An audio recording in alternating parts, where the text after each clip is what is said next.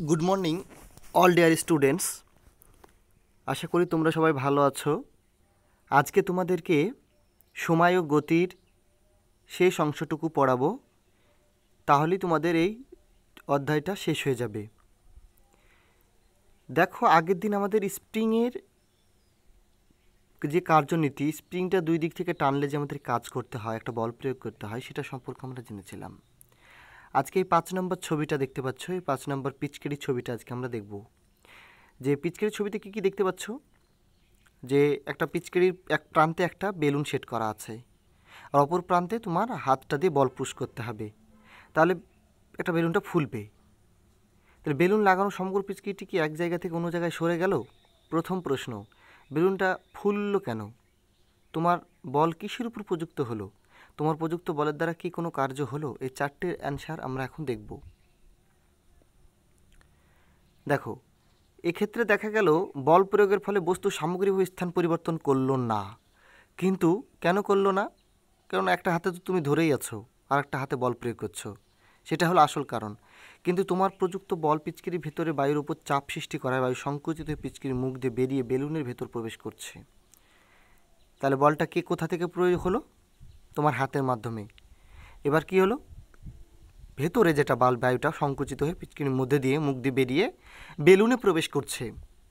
ছোট ছোট সরণের ফলে বেলুন আকৃতিগত পরিবর্তন ঘটছে, মানে কি বেলুনটা আস্তে আস্তে ফুলে উঠছে। তাই এখানে বল প্রয়োগের ফলে কাজ হয়েছে। স্প্রিংয়ের ক্ষেত্রেও স্প্রিংয়ের সামগ্রিক সরণ না হলেও তার ভেতরকার ছোট ছোট অংশের স্থান পরিবর্তনের ফলে কাজ হয়েছে। F equal to W equal to F into D. এখানে ডাব্লু কেন? ডাব্লুটার ইংরেজি হলো ওয়ার্ক ডান। ওয়ার্ক ডান মানে কার্য। এফ হলো ফোর্সের প্রথমকার অক্ষর, ওয়ার্কে ডাব্লু প্রথম বড় হাতের প্রথমের অক্ষর, এফটা হলো বল ফোর্স তার বড় হাতের তার প্রথম অক্ষর, আর ডি হলো ডিস্ট্যান্স বা তুমি ডিসপ্লেসমেন্ট বলতে পারো। ডিসপ্লেসমেন্ট, এখানে সরণ ঘটছে তাই ডিসপ্লেসমেন্ট। ডিসপ্লেসমেন্ট মানে কি? সরণ। আর একবার ডাব্লু সমান এফ ইন্টু ডি, মানে কার্য সমান বল ইন্টু সরণ, যা স্প্রিংটির আকৃতিগত পরিবর্তন ঘটিয়েছে। একটা চেয়ারে বসে জোরে শ্বাস নাও, কী অনুভব করতে পারলে? তোমার বুক কি উঠছে নামছে মনে হচ্ছে? হ্যাঁ, অবশ্যই মনে হবে। ওই ওঠানামার জন্য বলকে প্রয়োগ করছে। কোথায় প্রয়োগ করছে? বলের প্রভাবে কোনো কাজ হচ্ছে কি? বুকের হাড় ও পেশি দিয়ে তৈরি একটা খাঁচা আছে, যার ভেতর থাকে ফুসফুস। ঠিক নিঃশ্বাস প্রশ্বাসের সময় পেশির বিভিন্ন সংকোচন প্রসারণের ফলে ফুসফুসের সংকোচন প্রসারণ হয়, ফলে ফুসফুসের আকার আয়তনে পরিবর্তন হয়। এখানে পেশি বলের দ্বারা কাজ হয়, কিন্তু এক্ষেত্রে ফুসফুসের সামগ্রিক স্থান পরিবর্তন অর্থাৎ সরণ হয় না, কিন্তু কাজ হয়ে থাকে। বোঝা গেল? এগুলো আমাদের human body, human structural matter. এবং হিউম্যান স্ট্রাকচারে মানব শরীরে ভেতরে কি থাকে? মধ্যচ্ছদা থাকে। এই মধ্যচ্ছদার ভেতরে থাকে দুটো ফুসফুস, আর এগুলো ফুসফুস দুটো কাজ করে সামগ্রিকভাবে। যদি ভালোভাবে খেয়াল করো তবে বুঝতে পারবে যে পেশির বল কিন্তু শেষ পর্যন্ত ক্রিয়াশীল হয় ফুসফুসের ভেতরের বায়ুর ওপর, ফলে বায়ু শরীরের বাইরে বেরিয়ে আসে অথবা ভেতরে প্রবেশ করে এবং এভাবে কাজ সংগঠিত হয়। কিন্তু এসবের কিছুই আমাদের চোখে পড়ে না বলে আমরা তা বুঝতে পারি না। তুমি একটা দেওয়ালকে অনেকক্ষণ ধরে ঠেললে, তোমার দেওয়া বলের অভিমুখে দেওয়াল কি কোনো সরণ হয়েছে? দেওয়ালের আকার বায়তনে কি পরিবর্তন হয়েছে? তুমি কি ক্লান্ত হয়েছো? ঠেলার সময় তোমার হৃৎস্পন্দন কি বেড়ে গিয়েছে? ঠেলার সময় কি তোমার নিঃশ্বাসের হার বেড়ে গিয়েছিল? শরীরে কোনো অংশ কি গরম হয়ে গিয়েছিল? এই প্রশ্নগুলো সবগুলো উত্তর আমরা এখন দেখব। জেনারেলি তোমরা এরকম করতে পারো, তোমাদের দেওয়ালে ঠেলতে পারো, তাহলে তোমরা এগুলো বুঝতে পারবে যে কি ঘটছে। এগুলো বাস্তবে একটা প্র্যাকটিক্যাল, হ্যাঁ, একটা রিয়েল একটা প্র্যাকটিক্যাল হিসেবে তোমরা মানে বাস্তব পরীক্ষা তোমরা নিজেই করতে পারো এগুলো দেখে। এই যে 6টা যে প্রশ্ন আছে, 7 নম্বরের যে প্রশ্নগুলো, দেয়ালকে অনেকক্ষণ ধরে ঠেললে, এই ব্যাপারটা উপর ভিত্তি করে দেখি আমরা কি ঘটছে। দেওয়ালে বল প্রয়োগ করার জন্য তোমার কি শক্তি খরচ করতে হয়েছে? আচ্ছা, শরীরে ক্লান্তি, হাড় বৃদ্ধি, শ্বাস প্রশ্বাস হাড় বৃদ্ধি, গা গরম হয় ইত্যাদি বুঝতে সাহায্য করে যে শরীরের ভেতর শক্তি খরচ হয়েছে, বা তুমি ঠেলছো মানে শক্তি খরচ হচ্ছে। আবার যেহেতু কাজ করার সামর্থ্যকে শক্তি বলে, সেহেতু শক্তি যখন ব্যবহার করা হয়েছে তখন অবশ্যই কাজ হয়েছে। এবার একটা চক নিয়ে দেওয়ালের একটা অংশে ভালো করে ঘষো যাতে ওই জায়গাটা সাদা হয়ে যায়। এখন ওই সাদা অংশে দেওয়ালটাকে ঠেলো। দেওয়ালটা কি সরল? দেওয়াল ওই স্থানটা কি ভেতর ঢুকে গেল? দেওয়াল ওই স্থানে চকের গুঁড়োর কি কিছু অংশ কি উঠে গেছে? কোথায় উঠে গেছে? এবার তোমার হাতটা ভালো করে দেখো তো সেখানে চকের দাগ লেগেছে কি না। তুমি যখন দেওয়ালটাকে ঠেলছিলে তখন কি তোমার হাতে তালুর মাংসপেশি কিছুটা চেপটে গিয়েছিল? এবার ভেবে বলো তো, দেওয়ালটা যদি রাবারের তৈরি হয় তবে ঠেলাটার স্থানটা কি ভেতর ঢুকে যেত? এগুলো উত্তর দেখি আমরা। দেওয়ালে বল প্রয়োগ করার সময় যেমন হাতের তালুর মাংসপেশির আকারে পরিবর্তন হয়, তেমনি দেওয়ালের ওই স্থানের একটা যেখানে আমরা চাপ দিচ্ছি সেই স্থানে আকৃতিগত কিছু পরিবর্তন হয়। কিন্তু এই পরিবর্তন এত সামান্য যে আমরা খালি চোখে দেখতে পাই না।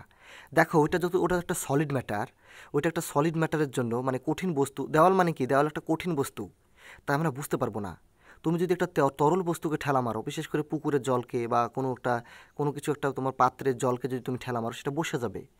বা গ্যাসীয় মাধ্যমেও তুমি কিন্তু চাপতে পারো। একটা বেলুনকে যদি তুমি চেপে অনেকটা হালকা চাপ দিলে কিন্তু অনেকটা বসে যায়। তাই এই যে সেখানে কিছু সামান্য পরিবর্তন হচ্ছে, তাই আমরা খালি চোখে দেখতে পাচ্ছি না। কঠিন মাধ্যম, বিশেষ করে সলিড স্টেট যেগুলো, সেগুলোকে আমরা সহজেই ঠেলে তেমনটা পরিবর্তন ঘটাতে পারি না। কিন্তু তরল বা গ্যাসীয় মাধ্যমের ক্ষেত্রে কিন্তু আমরা এগুলো পারি। এই ব্যাপারগুলো তোমরা আরও বড় হলে জানতে পারবে অনেক কিছু। হ্যাঁ, আমরা তারপর দেখি কি আছে। সেই কারণে চক্রগুলো ব্যবহার করে আমরা দেখার চেষ্টা করেছি যে বল প্রয়োগে সেখানে স্মরণ হয়। তাই তোমার হাতে চকের দাগ লেগে থেকে উঠে এসেছিল। ঠিক আছে, দেওয়ালে বল প্রয়োগ করার জন্য পেশি কোষ দরকার হয়ে পড়ে অতিরিক্ত শক্তি। কোষে কোষে শ্বসন কার্য বেড়ে যায়, ফলে খাদ্য অক্সিজেনের চাহিদাও বেড়ে যায়। দেখো, পেশি কোষে শক্তি কোথা থেকে এলো? যদি এই প্রশ্নটা তোমরা আমাকে করো, তাহলে আমি কি উত্তর দেব? পেশি কোষে যদি শক্তি আসে কোথা থেকে? আমরা যে খাদ্য খাবার খাই, সেই খাদ্য খাবারের ফলে সেগুলো আমাদের লিভার যকৃতে গিয়ে কী হয়, শোষণ হয়, দিয়ে সেখান থেকে গ্লুকোজ অণু তৈরি হয়। সেই গ্লুকোজ অণুগুলো কোথায় যায়? সেই গ্লুকোজ অণুগুলো রক্তের মাধ্যমে প্রত্যেকটা কোষে যায়। কোষের কোথায় যায়? প্রত্যেকটা কোষের মাইটোকন্ড্রিয়ায় যায়। মাইটোকন্ড্রিয়ায় গিয়ে কী হয়? সেই মাইটোকন্ড্রিয়ায় ক্রিস্টি বলে একটা অংশ থাকে, সেখানে গিয়ে সবাত শ্বসন বলে একটা শ্বসন হয়। মানে সেখানে রান্না চলে। রান্না হওয়ার পরে সেখানে শক্তি উৎপন্ন হয়, রান্না করার পরে সেখানে আবার শক্তি উৎপন্ন হয়। মানে সেই গ্লুকোজ অণুটা ভেঙে যায়, মানে একটা রাসায়নিক বিক্রিয়া ঘটে, সেই রাসায়নিক বিক্রিয়ার ফলে গ্লুকোজ অণুটা ভেঙে যায়। ভেঙে সেখানে কার্বন ডাইঅক্সাইড উৎপন্ন হয় আর এটিপি অণু উৎপন্ন হয়। এটিপি কি? Adenosine triphosphate. প্রথমে এডিপি উৎপন্ন হয়, অ্যাডিনোসিন ডাইফসফেট, তারপরে এটিপি উৎপন্ন, অ্যাডিনোসিন ট্রাইফসফেট। সেই এটিপির ফলে সেই এটিপি কী হয়? এটিপিটাই হলো আমাদের শক্তি যোগান দেয়। পেশি কোষে বলে না, সমস্ত কিছুতে তুমি হাঁটছো, খাচ্ছ, ঘুরে বেড়াচ্ছ, বসে থাকছো, সব কিছুর জন্যই কিন্তু আমাদের ওই এটিপি দায়ী। বোঝা গেল? এর ফলে আচ্ছা, তারপরে চলো আমরা দেখি। কোষে কোষে কোষে শ্বসন কার্য বেড়ে যায়, ফলে খাদ্য অক্সিজেন চাহিদাও বেড়ে যায়। এর ফলে বেড়ে যায় হৃদস্পন্দন, বেড়ে যায় রক্ত প্রবাহে, রক্তচাপ বেড়ে যায়, নিঃশ্বাস প্রশ্বাসের হার।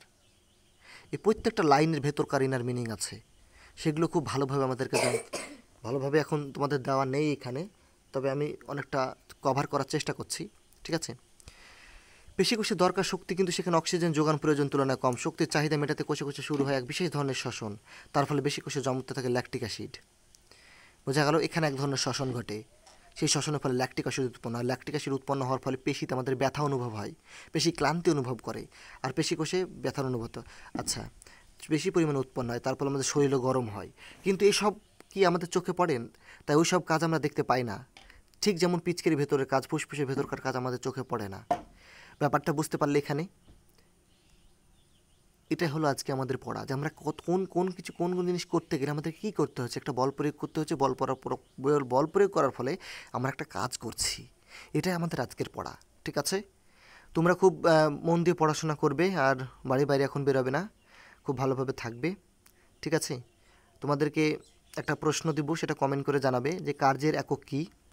ওকে, আর একটা প্রশ্ন, স্মরণের হিজেস একক কী, সেটা তোমরা সবাই কমেন্ট করে আমাকে জানাবে। বেশ, ঠিক আছে, তাহলে থাকো ভালোভাবে সবাই।